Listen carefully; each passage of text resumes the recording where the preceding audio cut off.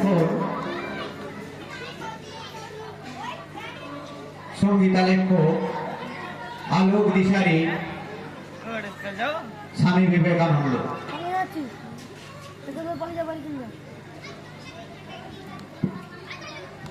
নমো শ্রী জ্যোতিরাজায় বিবেকানন্দ সুরায় সচ্চিৎ সুখ স্বরূপায় স্বামিনে তাপহারিণে।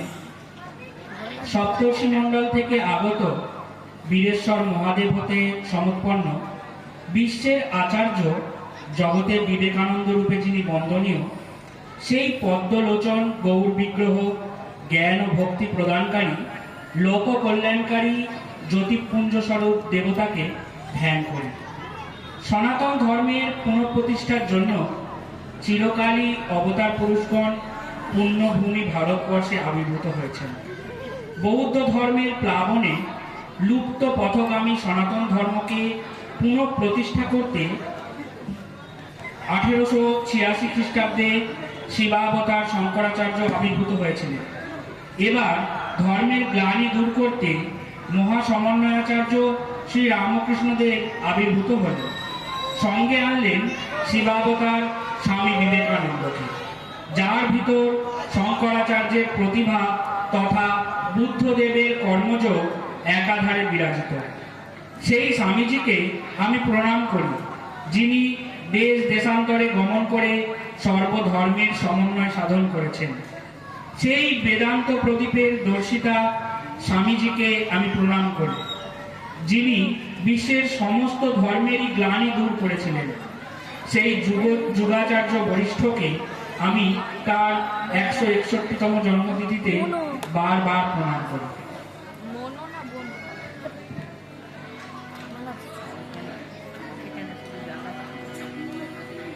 তুমি ব্রহ্ম রাম কৃষ্ণ, তুমি বিষ্ণু, তুমি রাম, তুমি ব্রহ্ম রাম কৃষ্ণ, তুমি বিষ্ণু,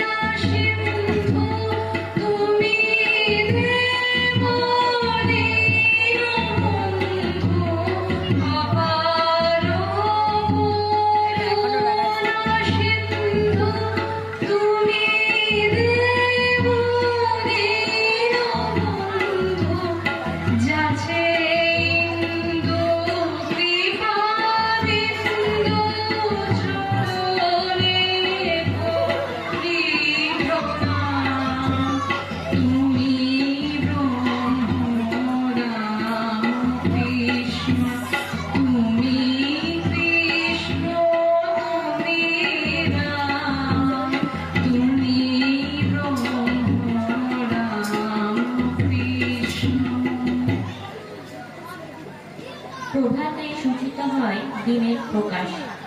শিশুর মধ্যে নিহিত থাকে ভাবী মানবের সম্ভাবনা। এমনই এক শিব শিশুর আবির্ভাব হয়েছিল কলকাতার উৎসব মুখর নগরীতে 1863 সালের 12ই জানুয়ারি। স্বয়ং দেবাদিদেব মহাদেব মানব কল্যাণে শরীর ধারণ করলেন। অবতার পুরুষ যখন আসেন তার জন্মের আগে কিছু লক্ষণ দেখা যায়, আবার স্থূল শরীরে থাকাকালীনও অন্তরঙ্গদের নিজের পরিচয় বুঝিয়ে দিয়ে যান। ঠিক তেমনি মাতা ভুবনেশ্বরী দেবীও শিবের আগমন পূর্বেই অনুভব করেছিলেন। পুত্র লাভের আকুল আকুতিতে মাতা ভুবনেশ্বরী দেবী মন প্রাণ ঢেলে দেবাদিদেব মহাদেবের শ্রীচরণে নিত্যই আকুল প্রার্থনা জানাচ্ছেন। সঙ্গে একান্ত মনে জপ, ধ্যান, উপবাস ও কৃচ্ছ সাধনার মাত্রাও দিন দিন বেড়েই চলেছে। অন্যদিকে তারই নির্দেশে কাশীধামে বীরেশ্বরের শিবের মন্দিরে পূজা, নৈবেদ্য ও প্রার্থনাটিরও সুব্যবস্থা হলো। বেশিরভাগ সময়ই তার মন এখন কাশীতে দেবাদিদেব মহাদেবের শ্রীচরণে নিমগ্ন। একদিন সারাদিন পূজা প্রার্থনার পর ভুবনেশ্বরী দেবী রাত্রে ক্লান্ত দেহে শয্যা গ্রহণ করেছেন। প্রকৃতি চারিদিকে নিস্তব্ধ। অকস্মাৎ তিনি দেখলেন জটাজুট মণ্ডিত জ্যোতির্ময় তুষার ধবল মহাদেবের মূর্তি তার সম্মুখে উপস্থিত। দেবাদিদেব সমাধি থেকে উত্থিত হয়ে এক পুরুষ শিশুর আকার ধারণ করলেন। এ যেন ভুবনেশ্বরী দেবীর নিজেরই সন্তান, দিব্যানন্দে পুলকিত তনু। সহসা তার নিদ্রাভঙ্গ হল। তখনও তিনি এক অত্যাশ্চর্যা আনন্দ সাগরে নিমগ্না। ভাবলেন, এটা কি শুধু স্বপ্ন, অথবা কালাতিক্রমকারী সত্যের উদ্বেলিত পূর্ব উচ্ছ্বাস? শিব শিব, তুমি ভক্তের প্রার্থনা কতভাবেই না পূর্ণ করে থাকো। ভুবনেশ্বরী দেবীর সে বিশ্বাস ব্যর্থ হয়নি। ওই দর্শনের কয়েক মাস পরেই তিনি সত্যই পুত্র সন্তান লাভ করেছিলেন। সেই পুত্র সন্তানই কালে নরেন্দ্রনাথ দত্ত, স্বামী বিবেকানন্দ। ভগবান শ্রী রামকৃষ্ণদেব নরেন্দ্রনাথ সম্পর্কে বলতেন, নরেন্দ্রের খুব উঁচু ঘর, নিরাকারের ঘর, পুরুষের সত্তা। এত ভক্ত আসছে, ওর মতো একটিও নাই। দক্ষিণেশ্বরের এক রাতে ঠাকুরের একটি দর্শন হয়েছিল, সাদা চোখে দর্শন। উত্তর পশ্চিম কোণ বারাণসী থেকে উজ্জ্বল নক্ষত্রের মতো একটা জ্যোতি ক্রমশ এগিয়ে আসছে। দক্ষিণেশ্বর ছুঁয়ে সেটি কলকাতার দিকে এগিয়ে এলো এবং ক্রমশ শেষে অদৃশ্য হয়ে গেল। ঠাকুর তখন সানন্দে চিৎকার করে বলেছিলেন, আমার প্রার্থনা পূর্ণ হয়েছে। এখানকার লোক যে, তাকে একদিন না একদিন এখানে আসতেই হবে। ঠাকুর জানতেন নরেন্দ্রনাথ সপ্তর্ষি মণ্ডল থেকে আসিয়াছেন। তিনি সপ্ত ঋষির এক ঋষি। যে নরঋষি মানব কল্যাণের জন্য পূর্বে বহুবার নারায়ণের সঙ্গে মানব দেহ ধারণ করিয়াছেন, নরেন্দ্রনাথ সেই নরঋষি, আমাদের স্বামীজি।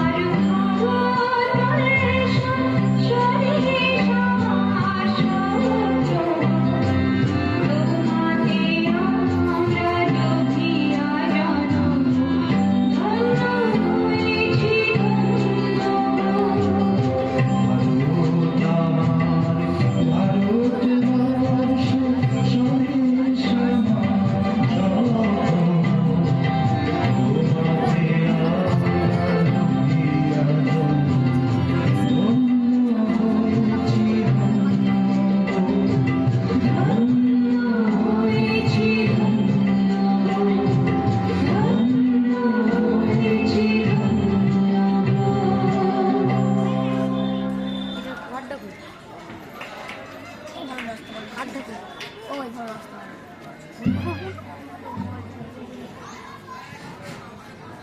চলো পরে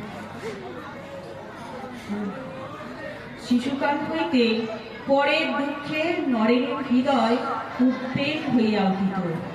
প্রার্থী হইয়া কেউ আসিলে যাহা সম্মুখে পাইতে তাহাই দিয়া দিত। টের পাইলে পরে পয়সা দিয়া সেগুলি তাহাদের নিকট হইতে ছাড়িয়া আনা হইত। এরূপ ছেলেকে লইয়া সংসার করা দায়। মা একদিন বিরক্ত হইয়া তাহাকে দোতলার একটি ঘরে বন্ধ করিয়া রাখিয়াছিল, কিন্তু তাহাতেও নিস্তার পান নাই। নরেন্দ্রনাথ সেখান হইতে রাস্তায় একজন প্রার্থীকে দেখিয়া আলমারি খুলিয়া মায়ের একখানি মূল্যবান বস্ত্র বাহির করিলেন এবং জানলা গলাইয়া তাহার নিকট ফেলিয়া দিলেন। দিন দুঃখীর প্রতি এই সমবেদনার বীজই অঙ্কুরিত ও বর্ধিত হইয়া পরজীবনে তাহাকে নির্যাতিত, অবহেলিত, দুস্থ জনগণের জন্য কাঁদাইয়া তুলিয়াছিল। মানব কল্যাণ যজ্ঞে বেদিতে জীবনের সর্বস্ব আহুতি দিতে উদ্বুদ্ধ করিয়াছিল।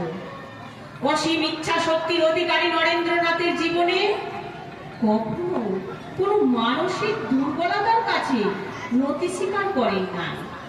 লোকে কি বলিবে না বলিবে তাহা লইয়া কখনো মাথা ঘামান নাই। জীবনে যখন যে পথ সত্য বলিয়া নিঃসংশয়ে বুঝিয়াছে, পারিপার্শ্বিক সবকিছু অগ্রাহ্য করিয়া রশ্মি পাকড়ি আপনার করে বিঘ্ন বিপদ লঙ্ঘন করে সেই পথের উপর দিয়া জীবনের রথ দুর্দম বেগে চালাইয়া দিয়াছে এবং লক্ষ্যে পৌঁছিবার আগে কখনো থামেন নাই। একটি উচ্চ আদর্শের লক্ষ্য স্থির করিয়া বীরের মতো সেদিকে অগ্রসর হইবার কথা পরজীবনে তিনি বারে বারে আমাদের স্মরণ করিয়া দিয়েছে। Stop not till the goal is reached.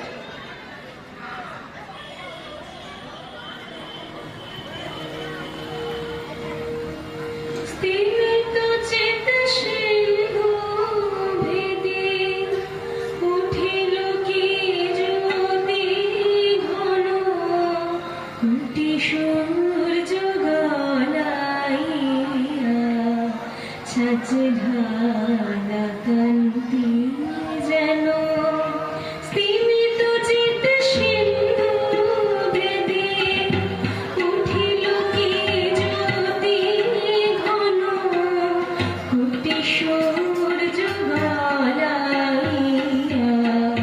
ছাঁচে ঢালা কান্তি যেন।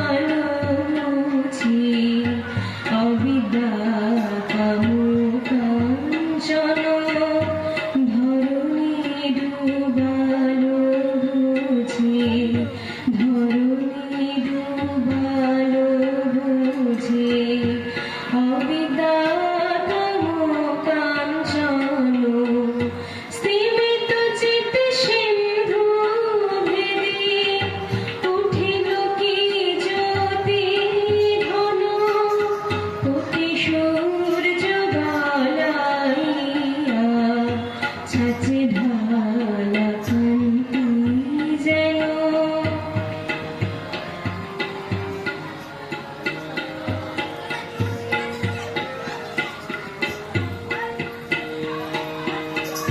সুধীর পরশে যদি চাই সহরসে কণ্ঠগীত তনু মন নীরবে ভাসে বয়ানু তারা জলি ছায়া পাতে স্পর্শে ধরা আচম্বিতে তারা জলি ছায়া পথে স্পর্শে ধরা আচম্বিতে কোন ভূমির উদয় আছে কোন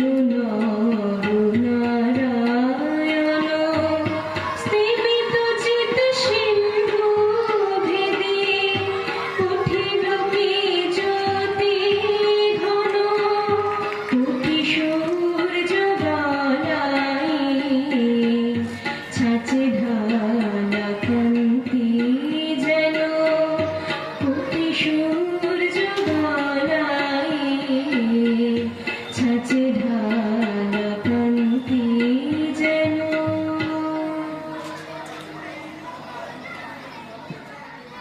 একদিন বিকেলে নরেন এলেন ঠাকুরের কাছে।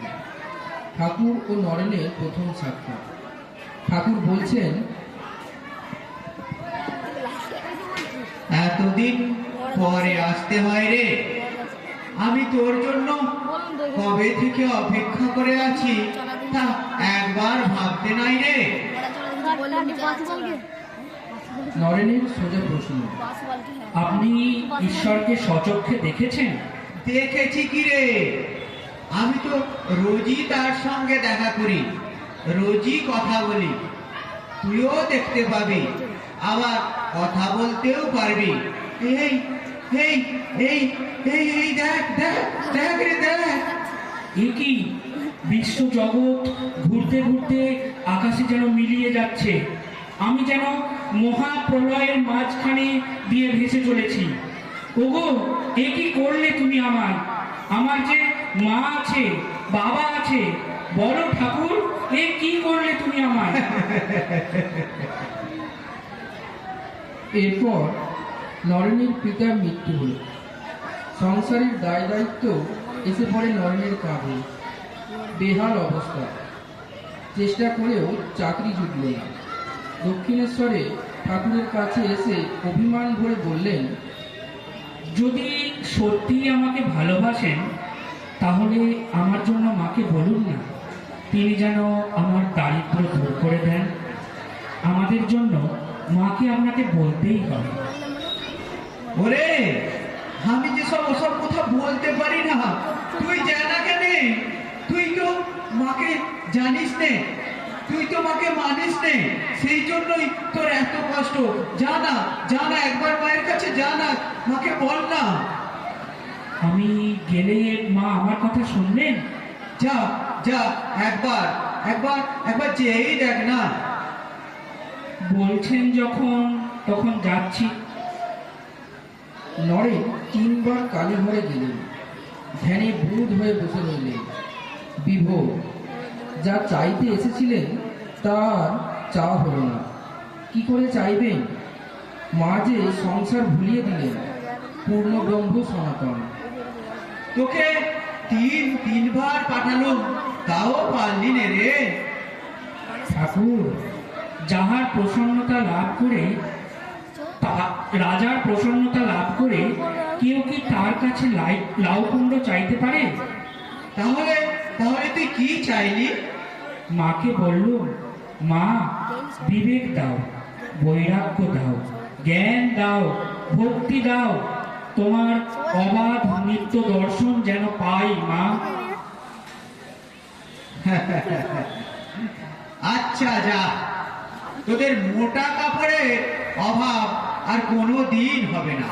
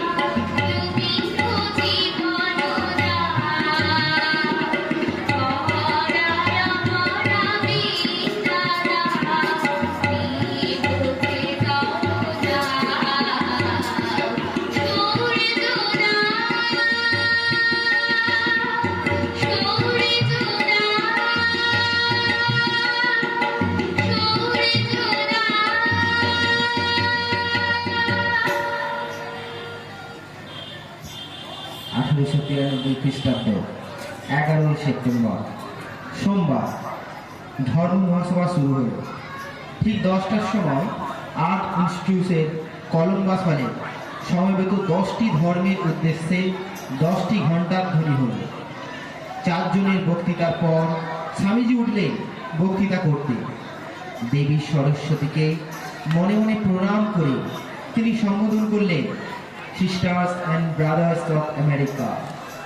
সঙ্গে সঙ্গে উপস্থিত কয়েক হাজার নরনারী হর্ষধ্বনিতে ফেটে পড়লেন। 2 মিনিট ধরে তাদের করতালি চলল। তারপর স্বামীজি ভাষণ দিলেন, আমি সেই ধর্মের অন্তর্ভুক্ত বলে গৌরব বোধ করি যে ধর্ম জগৎকে শিখিয়েছে সহিষ্ণুতা ও সার্বজনীন গ্রহিষ্ণুতার আদর্শ। আমরা শুধু সব ধর্মকে সহ্যই করি না, সব ধর্মকেই আমরা সত্য বলে বিশ্বাস করি। যে ধর্মের পবিত্র সংস্কৃত ভাষায় ইংরেজি এক্সক্লুশন শব্দটি অনুবাদ করা যায় না, আমি সেই ধর্মের অন্তর্ভুক্ত বলে গর্ববোধ করি। আমি সেই জাতির অন্তর্ভুক্ত বলে গর্ব অনুভব করি যে জাতি পৃথিবীর সব ধর্মের ও সব জাতির নিপীড়িত ও শরণার্থী মানুষকে চিরকাল আশ্রয় দিয়ে এসেছে। চিকাগোয় প্রথম দিনের বক্তৃতা আমেরিকায় স্বামীজিকে পরিচিত করে তুলল। রাস্তায় রাস্তায় শোভা পেতে লাগলো তাঁর তেজোদ্দীপ্ত ছবি। পত্রপত্রিকাগুলি তাঁর উচ্ছ্বসিত প্রশংসায় মুখর। শ্রীমা নরেন সম্পর্কে বলতেন, নরেন যেন খাপখোলা তলোয়ার। বিদেশ থেকে ফিরে এসে আমাকে বললেন, মা, আপনার আশীর্বাদে এ যুগে লাফিয়ে না গিয়ে তাদের তৈরি জাহাজে চড়ে সে মুলুকে গেলুম এবং সেখানেও দেখলুম ঠাকুরের কি মহিমা। কত সজ্জন লোক আমার কাছে তার কথা মন্ত্রমুগ্ধের মতো আগ্রহ সহকারে শুনেছে এবং এই ভাব নিয়েছে। ডমরু শিবা বাজিয়ে ঢাকে ব্রহ্মরুদ্র তালের দুদণ্ডীভাত তুলে মহাবীর মহাবীর ধ্বনিতে এবং হর হর বোম বোম শব্দে 10 দিক কম্পিত করে বিশ্ব বিবেকানন্দ স্বদেশ বিদেশ কাঁপিয়েছিলেন। কবি জীবনানন্দ দাশের ভাষায় বলি, দেশে দেশে তার বিনা বাজে, বাজে কালে কালে ঝঙ্কার। অবদানন্দজি লিখছেন,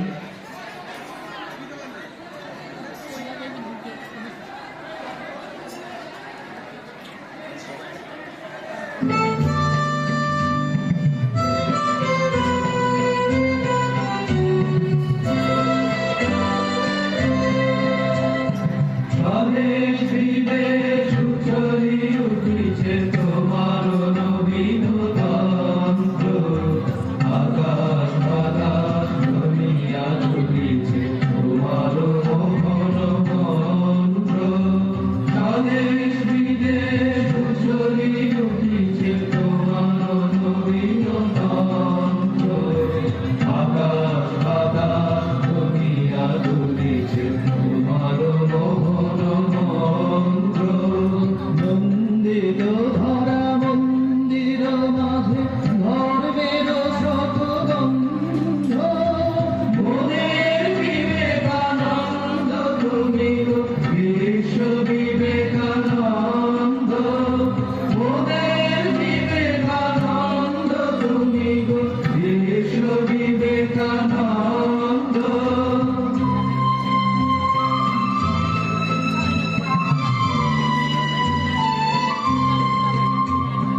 তরুণ কিরণ উছলি উঠিল উদিলে যেদিন মঙ্গে, স্বর্গ করিল সুরভি বৃষ্টি বরষি আশিস সঙ্গে। প্রেমের পূর্ণ প্রবাহে সাজিলে গৌরবিকানন্দ, মোদের বিবেকানন্দ তুমি গো বিশ্ব বিবেকানন্দ, মোদের বিবেকানন্দ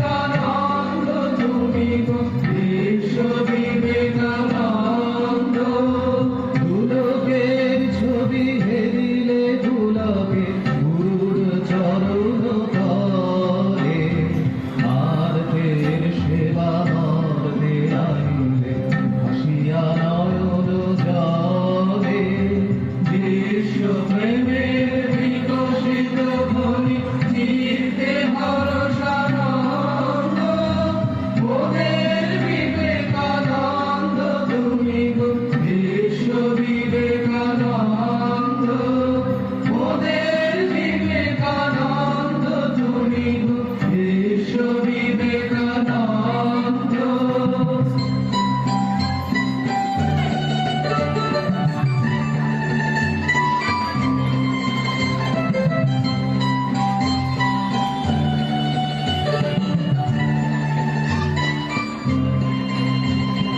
ভূধরে সাগরে গহনে কামনে যাবিরে গগনানিশি, তুষার হিমানি গিরি কন্দর ভ্রমিরে গগনাদিশি।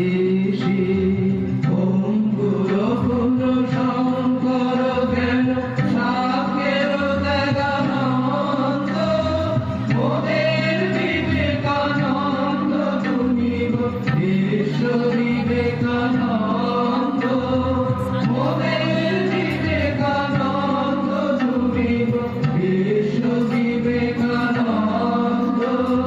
জ্ঞানের গরিমা গৌরব গান ভারত মর্মবাণী, পাশ্চাত্য শেখা বেদান্ত গাথা শুনিবে স্বয়মানি।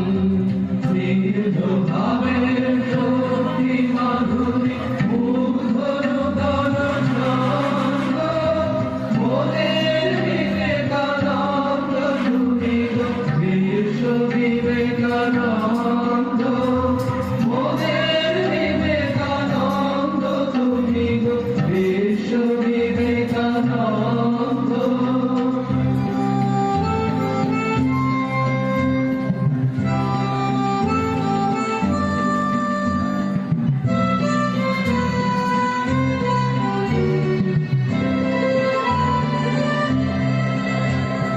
শিখর সঙ্গে সঙ্গীত গাব শীর্ষে উঠিল ভাসি, শুনিল বিশ্ব শুনিল নিঃস্ব শুনিল প্রাসাদবাসী। শিখিলে শ্রীমদ কুঞ্জ কুটির তীর্থ মুখারানন্দ, মোদের বিবেকানন্দ তুমি গো বিশ্ব বিবেকানন্দ, মোদের বিবেকানন্দ তুমি গো বিশ্ব বিবেকানন্দ, মোদের বিবেকানন্দ তুমি গো বিশ্ব বিবেকানন্দ। শিকাগো ধর্মসভায় স্বামীজি বোমার মতো ফেটে পড়ে ঘুমন্ত ভারতবাসীকে জাগিয়ে তুললেন। ভারতকে তার প্রাচীন ঐতিহ্য, সভ্যতা ও সংস্কৃতি সম্পর্কে গৌরব প্রদান করলেন। তার সেই জ্বালাময়ী বাণী, আমার ভিতর যে আগুন জ্বলছে তা তোমাদের ভিতরেও জ্বলে উঠুক, বিদ্যুৎ প্রবাহের মতো সঞ্চারিত হয়েছিল দেশবাসীর বুকে। স্বাধীনতা সংগ্রামীদের দেহে মনে আগুন ভরিয়ে দিয়েছিল। গোটা জাতি উদ্দীপিত হয়ে উঠল স্বামীজির বাণীর উত্তাপে। 1897 খ্রিস্টাব্দে 15ই জানুয়ারি বীর সন্ন্যাসী জগৎ জয় করে আজ দেশের মাটিতে পা রাখবেন। তাই কলম্বো বন্দরে অগণিত মানুষের ভিড়। বন্দরে পা রাখতে সহস্র সহস্র নর নারী হৃদয়ের অকৃত্রিম ভক্তি ভালোবাসার অর্ঘ্য দান করিয়া বিজয়ী বীরকে বরণ করিয়া লইল। চারিদিকে উদ্দীপিত বাণীর সাহায্যে দেশবাসীকে উদ্বুদ্ধ করতে থাকেন স্বামীজি। তারপর যখন 20শে ফেব্রুয়ারি শিয়ালদা স্টেশনে স্বামীজি নামলেন, বিপুল জনতা তার জয়ধ্বনিতে উদ্গ্রীব। স্বামীজিকে ঘোড়ার গাড়িতে চাপিয়া যুবকেরা টানিয়া নিয়া চলিল। সে কি দৃশ্য! যেন গোটা দেশ জাগিয়া উঠিয়াছে, প্রাণ শক্তি ফিরে পেয়েছে। তারা এবার বুক চিতিয়ে বলবেন, আমি ভারতবাসী, ভারতবাসী আমার ভাই, ভারতের মৃত্তিকা আমার স্বর্গ, ভারতের কল্যাণ আমার কল্যাণ। স্বামীজি এবার ঠাকুরের অভিপ্রেত সঙ্গকে সুপ্রতিষ্ঠিত ও সুনিয়ন্ত্রিত করার কাজে মনোনিবেশ করিলেন। শ্রীরামকৃষ্ণদেবের সন্ন্যাসী ও গৃহস্থ ভক্তদের লইয়া 1857 খ্রিস্টাব্দে 1 মে রামকৃষ্ণ মিশন মঠ গড়ে উঠল। আজ যা তার শাখা পোশাখা বিস্তার করে মহিরূহে পরিণত যা এবং জাতি ধর্ম বর্ণ নির্বিশেষে মানুষের সর্বান্তিক চাহিদা দূর করে আসছে। উত্তেষ্টত জাগ্রত প্রাপ্য বড়া নিবোধ হতো, এই ছিল স্বামীজির মূল মন্ত্র। নতুন ভারত গঠনে যুব শক্তির উপর ভরসা করেছেন তিনি। তাদেরকে দেশ গঠনে এগিয়ে আসার জন্য বারে বারে আহ্বান করেছেন। আমাদের চাই এক্ষণে বল, চাই এক্ষণে বীর্য, নায়ক বা বলহীনের লক্ষ্য। দুর্বলতা কাটাতে হবে, তেজস্বী বীর্যবান হতে হবে। আমাদের দেশের পক্ষে এখন প্রয়োজন লৌহবৎ দৃঢ় মাংসপেশী ও ইস্পাত তুল্য স্নায়ু, বজ্রদৃঢ় মনোবল। কেউই যেন উহার প্রতিরোধে সমর্থ না হয়। সাহস অবলম্বন করো, কিছুতে ভয় পাইও না। আমরা যেন মরার জন্য সর্বদা প্রস্তুত থাকতে পারি। অন্যদিকে স্বামীজি দেশের নারী শিক্ষার জন্য আনলেন বিদেশ থেকে ধার করা এক সিংহিনী, যার নাম ভগিনী নিবেদিতা। নিবেদিতা ওই বাগবাজারের ছোট্ট স্কুলটির জন্য কিরকম কষ্টগুলো সহ্য করেছেন। স্বামী তুরীয়ানন্দজি স্বামীজি সম্পর্কে বলেছেন, স্বামীজি শেষ পর্যন্ত খেতে গিয়েছেন। দেখেছি শেষ অসুখের সময় মুখে বালিশ দিয়ে হাঁপাচ্ছেন, কিন্তু এদিকে গর্জাচ্ছেন, যেন বলছেন, ওঠো, জাগো, কি করছো? সত্য সত্যই ক্ষাত্রবীর্য ব্রহ্ম তেজের ঘনীভূত মূর্তি ধারণ করে স্বামীজি ধরা দামে এসেছিলেন। তুমি তো না শোনো কি তুমি তো না শোনো জগৎ তারুণ্য রাজিত রামকৃষ্ণ নামে সুধা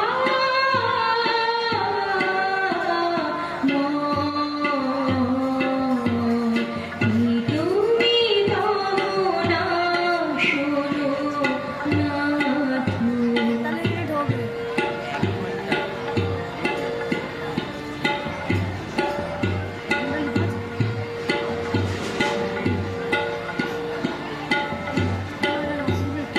যুগে যুগে তব শুভ আগমন বিদিত আগমন পুরাণে যুগে যুগে তব শুভ আগমন বিদিত আগমন পুরাণে দূরে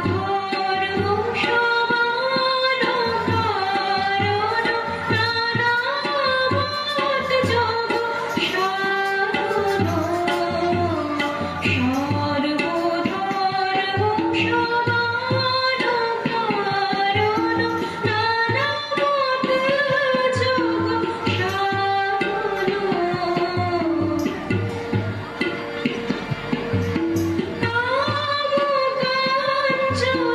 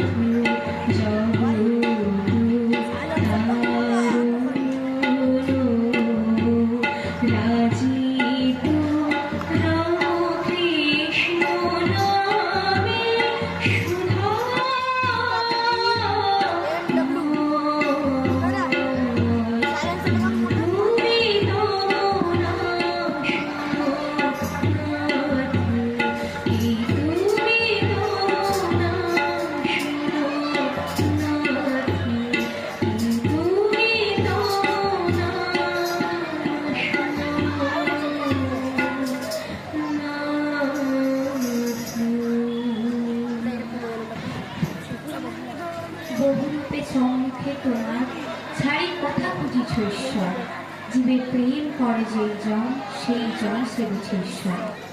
স্বামীজি একবার বলেছিলেন, may I B born again and again and suffer thousands of miseries so that I may worship the only God that exists. The only God I believe in, the sum total of all souls, and above all, may God, the wicked, my God, the miserable, my God, the poor of all races, of all species, is the special object of my worship. এই বীর সেনাপতি যিনি আশীর্বাদ করছেন তোরা খাটতে খাটতে মরে যা, নিজের সম্বন্ধে বলছেন I will wear out, never rust out. খাটতে খাটতে মরা কাকে বলে দেখিয়ে দিলেন। লোহার মতো শক্ত শরীর তিল তিল করে তা দান করলেন মানুষের সেবায়।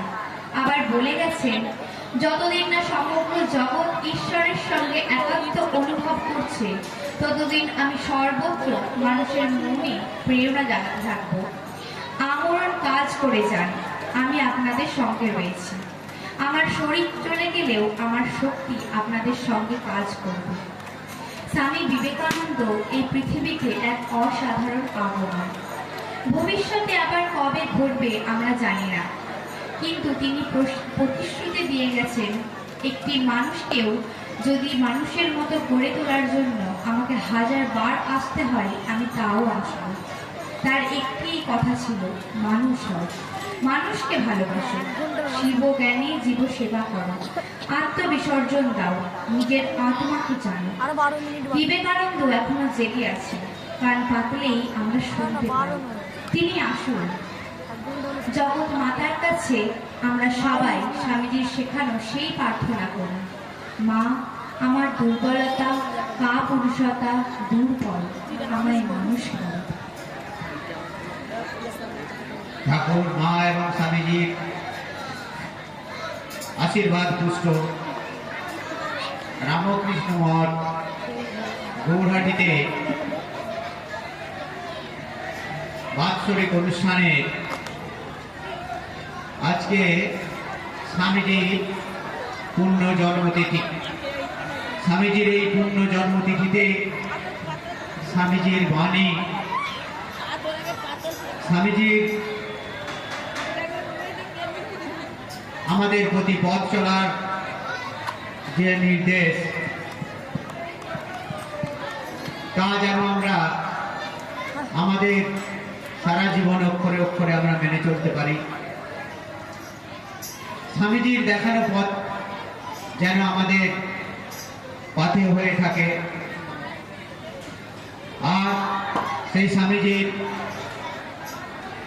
জ্যোতির মূর্তি হোক আমাদের জাগ্রত বিবেকের আলোক বর্তিতা। আজকে আমাদের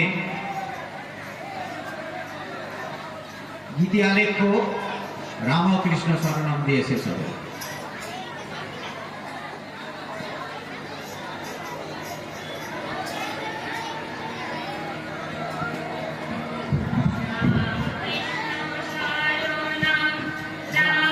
Krishna